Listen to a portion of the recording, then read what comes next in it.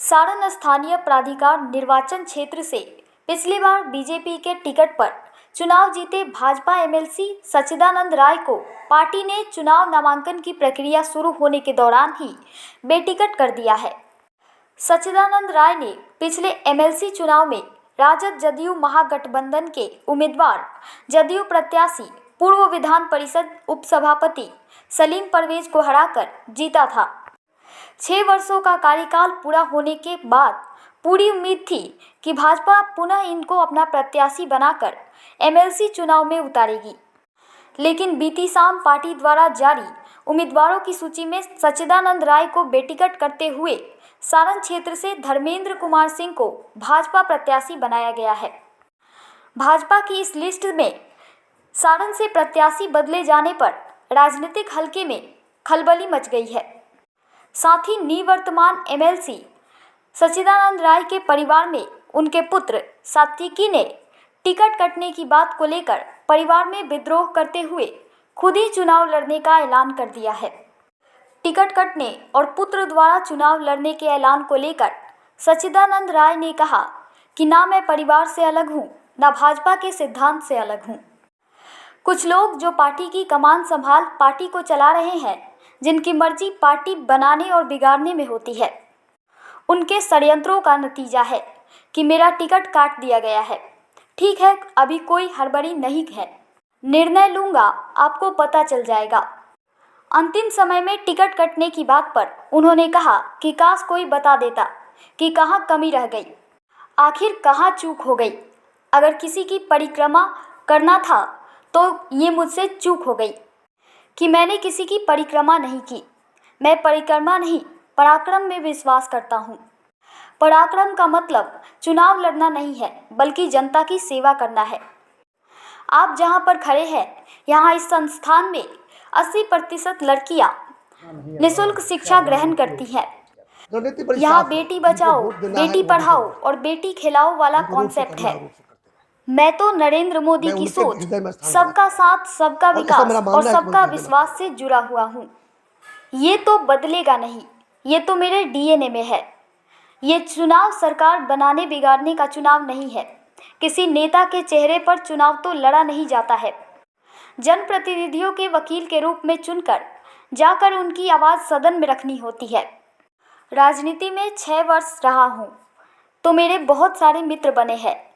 शायद ही कोई पंचायत हो जहाँ मेरा व्यक्तिगत मित्र न हो। हर प्रखंड में मेरे मित्र हैं, मेरी मित्र मंडली है। हम लोग हमेशा संपर्क में रहते हैं। निश्चित रूप से अपने मित्रों से उनकी इच्छा जानना चाहूँगा कि वो क्या चाहते हैं। मेरे पुत्र ने तो बता ही दिया, जो मीडिया में आ चुका है। उसने मुझसे साफ कहा है कि आप लड़िएगा तो लड़िए, वरना मैं चुनाव लड़ूंगा।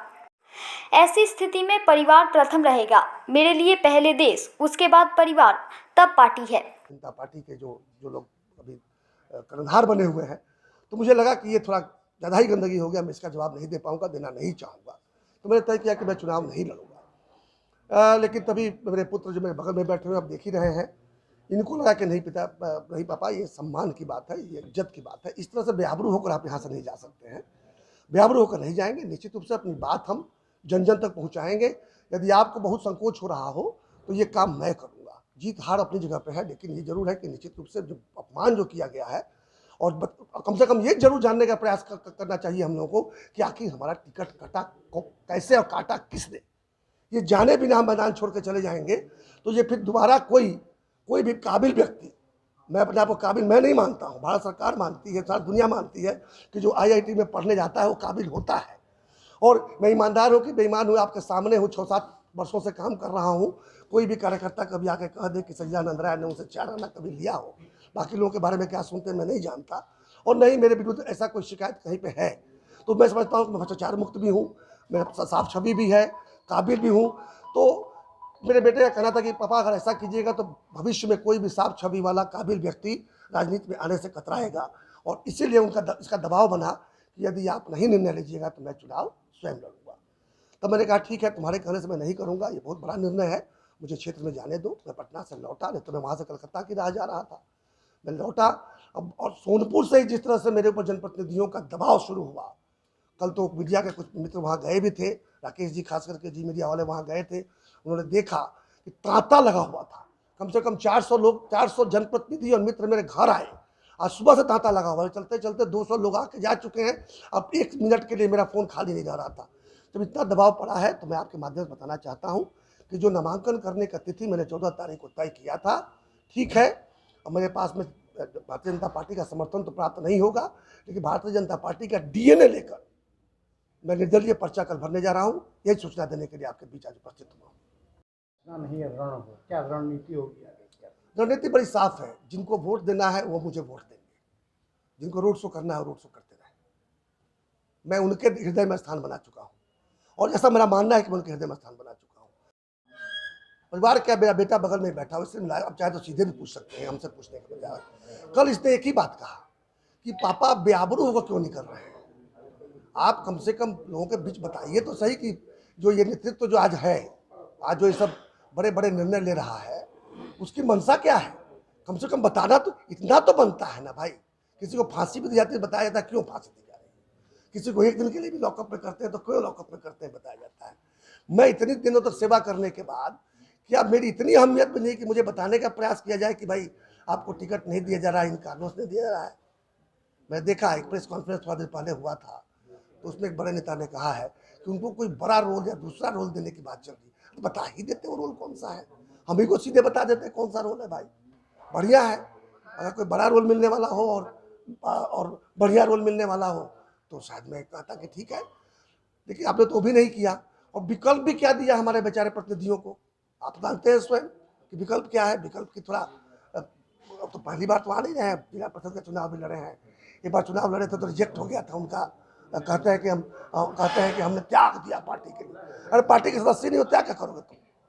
लेकिन त्याग किया था उन्होंने, शायद कुछ रिजेक्ट हो गया था। तो सारी जानकारी उनके बारे में मिल जाएंगी आपको। तो ऐसे ही लोगों को अगर देना था तो भाई अच्छा किया कि आपने मुझे टिकट नहीं दिया, क्योंकि मैं उसमें तर्क है कि इसके खिलाफ मैं कुछ बोल नहीं सकता। आपका चुनाव जीत जाते हैं, अगर आप जीत जाते हैं तो क्या फिर भाजपा में आप जाना चाहेंगे? अर्जुन से यही ऐसा ही सवाल एक बार उनके गुरु ने द्रोणाचार्य से पूछा था कि क्या दिख रहा है वहाँ पर, तो मछली की आँख ही दिख रही थी उनको। तो मुझे भी सिर्फ 7 तारीख को सर्टिफिकेट मिले, यही दिख रहा है। 7 के बाद की बात 7 के बाद करेंगे। 3 दिनों तक चार्टर्ड प्लेन से बड़े नेताओं से मिलाया जाता रहा। 2 बड़े नेता मेरे दाएं बाएं बैठे रहते थे, क्योंकि पता था कि मैं अगर बिगुल फूंक दूंगा तो नरेंद्र मोदी की सरकार बनना कठिन रहता। तो मुझे अवसर मिला और मैंने कोई सौदेबाजी नहीं की। आप लोग गवाह हैं इसके। उसके एवज में मुझे कुछ नहीं मिला, सिर्फ नुकसान मिला है। मैंने जाकर पार्टी नेतृत्व को बताया कि आपसे जो चूक हुई है उसको सुधारिए, और फिर प्रेस कॉन्फ्रेंस करके पार्टी ने माना कि टिकट वितरण में चूक हुई है और उसको कैसे पूरा करेंगे। जब बताया गया तो उसे पार्टी को लाभ हुआ और 40 में से 39 सीटें जीत कर यहाँ से गए, जो पहले भय था कि नहीं मिले। तो मैंने पार्टी को आगाह किया था कि कहाँ उनसे चूक हुई है, और एक हर किसी अच्छे कार्यकर्ता को एक करना चाहिए। मंत्री और मित्र भय में रहता है तो ठीक नहीं होता है। मंत्री और मित्र अगर सही बात बताए तभी मंत्री और मित्र अच्छा कहा जाता है। तो मैंने एक अच्छे मित्र का, एक अच्छे मंत्री का काम किया था। वो एक बड़ी ही मतलब कि एक तरह का कहें तो चकित करने वाली परिस्थितियों में प्रेस वार्ता बुलानी पड़ी।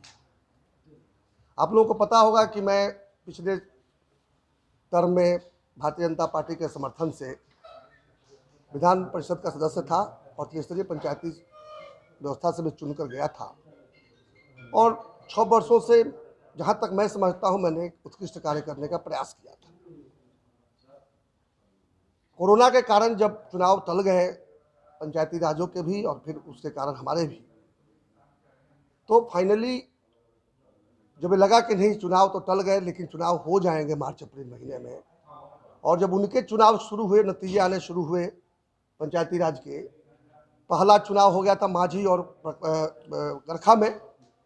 इसके बाद नवरात्रि आई, नवरात्रि के तुरंत बाद से मैं पंचायत जाकर नवनिर्वाचित प्रतिनिधियों को मैंने बधाई देना और सम्मानित करने का सिलसिला शुरू किया, क्योंकि अभी जो बदली हुई परिस्थितियों में जो नया जो ग्राम सभा होगा, नई ग्राम सभा की जिम्मेवारियाँ कुछ बदलने जा रही हैं। हम लोग के प्रयास से ऐसा हुआ है और एनडीए सरकार के निर्णय से ऐसा हुआ है कि जो पिछले 20 वर्षों में पंचायतों को जो अधिकार मिलने चाहिए थे, जो नहीं मिले थे, उनमें उत्तरोत्तर लड़ाई करने के बाद हम लोग इस नतीजे पर पहुँचे हैं कि ग्राम सभा के माध्यम से ही पंचायत की सरकारें चलाई जाएंगी और उसके लिए बहुत से संसाधन तैयार करने का संकल्प लिया गया है। जो अगर आप लोगों को मेरी डायरी मिली होगी तो उस डायरी के अंदर मैंने बड़ा डिटेल में लिखा है और खासकर पंचायती राज मंत्री ने भी उसको बताने का प्रयास किया है कि किस तरह से उनकी सरकार की हमारी सरकार की ये मंशा है कि बिहार की पंचायतें और पंचायती राज व्यवस्था भारत ही नहीं बल्कि विश्व में एक मॉडल के रूप में जाना जाए।